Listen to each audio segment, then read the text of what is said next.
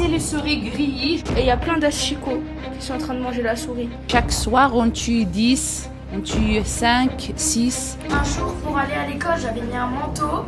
Ouais. Et après, j'ai mis mes mains dans mes poches et il y avait 2 souris qui sont sorties. La souris, il a touché mes cheveux.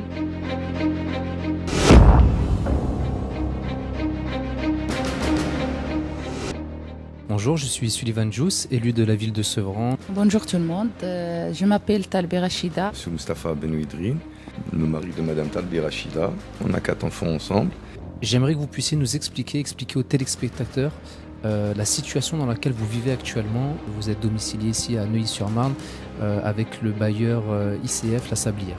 Déjà, la première chose, c'est l'électricité qui s'injecte toute seule. Il y a des fois que quand je mets le prise, ça donne un feu. Deuxièmement, c'est les inondations, les robinets, les toilettes, la douche, tout ça. Depuis le mois d'août 2019, j'ai dans cet état jusqu'à maintenant. Donc des rats. Voilà, les souris, c'est énorme. D'accord, donc c'est énorme. rats plus souris. Voilà, c'est énorme. Presque, on dirait chaque soir, on tue 10, on tue 5, 6. Tous les jours. Tous les jours. Ça sauf les rats voilà, les souris qui quand je trouve. Des fois, il y a des souris que je trouve dans les vis de mes enfants parce que j'ai mis les cintres et tout. Je trouve dans les couvertures, dans les placards. Voilà, il faut obliger à jeter tout ce que je trouve. Comme couverture, comme vêtements, comme des draps, comme des lauriettes. En termes d'alimentation, parce que vous disiez aussi que c'était dans la cuisine, est-ce que ça monte dans les placards? Est-ce que ça vient toucher la vaisselle, les aliments? C'est ça qui nous a causé de mettre maintenant tous les produits alimentaires, même la farine. Moi, je vais vous montrer la farine, je l'ai mis dans le frigo. Le thé dans le frigo. Les pommes de terre, les oignons dans le frigo. Mes enfants, ils sont terrorisés. Franchement terrorisés.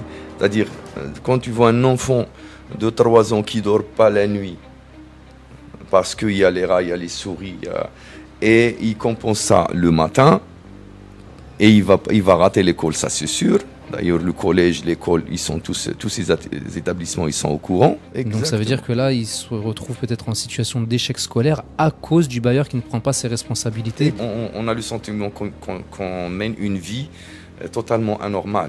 J'ai ma grande fille 4 fois, et j'ai les justificatifs de l'hôpital. 4 fois, il est parti en urgence à cause de ça. Et le petit, encore qu'il a 9 ans, il dort maintenant avec moi. Je veux montrer comment on dort. Il n'y a pas de vie, entre les pas de vie de couple. Il n'y a pas. Même des fois, je m'énerve. Mon mari, il s'énerve. Mais c'est à cause de tout ce à cause du climat actuel. Voilà, le climat. Hier, vous aviez donc un rendez-vous avec le nouveau maire de Neuilly-sur-Marne, qui a été convenu avec les personnes aussi qui gèrent la page, c'est une page Instagram, Aider les Talbi, donc le Talbi qui est le nom de famille. Alors pour faire un petit point sur les engagements du maire qui ont été assez forts, puis on rappelle que c'est quelqu'un qui est avocat de formation, donc il connaît aussi bien la loi. Il avait déjà contacté le bailleur La Sablière pour faire le nécessaire pour la dératisation, etc. Oui. Il leur a demandé un relogement dans l'urgence et il s'est engagé à contacter le préfet de la Seine-Saint-Denis pour vous octroyer un relogement dans l'urgence. Et s'il n'y a pas un logement disponible tout de suite, de pouvoir trouver une solution temporaire et provisoire dans un hôtel. Il nous a fait part qu'il n'avait pas de logement appartenant à la ville qui était vacant, donc de libre, de disponible parce qu'ils étaient tous occupés. Mais s'il y en a un qui se libère, il vous sera octroyé en priorité. Il a décidé aussi d'appliquer l'article 40 du Code de procédure pénale qui est de faire un signalement au procureur de la République parce qu'aujourd'hui il est au courant de délits pénalement répréhensibles. Et il s'est engagé également à envoyer un courrier à l'ARS, donc qui est l'Agence régionale de santé, qui est là aussi pour toutes les problématiques liées à des problèmes sanitaires. Donc ce sont quand même des engagements forts. Si une solution n'est pas trouvée dès le début de semaine, nous n'hésiterons pas à y retourner ensemble et à médiatiser encore l'affaire jusqu'à ce qu'à un moment donné, l'État prenne ses responsabilités. On ne leur demande pas la charité, c'est juste qu'à un moment donné, vous puissiez avoir un toit décent. Un grand bravo à vous pour l'endurance dont vous faites preuve. Un grand merci à toutes les personnes qui se solidarisent aujourd'hui et nous n'hésiterons pas à refaire un point très prochainement pour tenir informés les téléspectateurs de l'évolution du dossier. Et merci à tout le monde qui m'aide, qui me soutient et moi et ma famille, merci beaucoup. Merci. Bonjour, comment tu t'appelles s'il te plaît? Bonjour, je m'appelle Mariam Benidrine, j'ai 12 ans. Alors, en fait, on vit la chose surtout avec la peur. Quand on va, par exemple, aller dormir, on a tout le temps peur que des souris viennent. On met même des draps en dessous des portes pour qu'elles puissent pas passer, mais pourtant, elles réussissent quand même.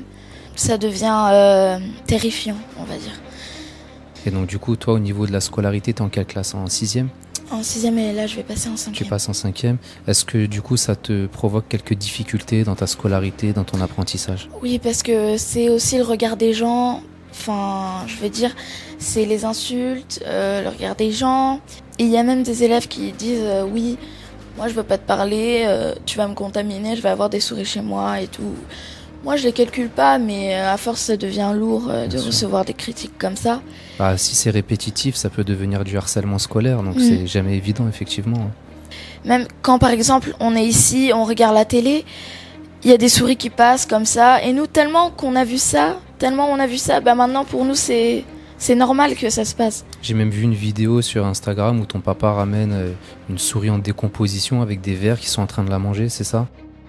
Regardez, c'est mon père, il les a attrapés et il y a plein d'asticots qui sont en train de manger la souris.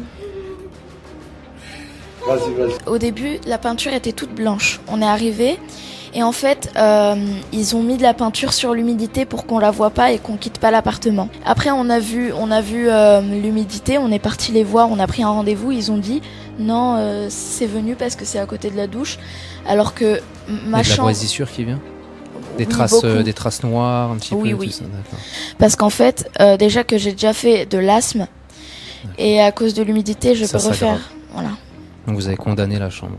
exactement.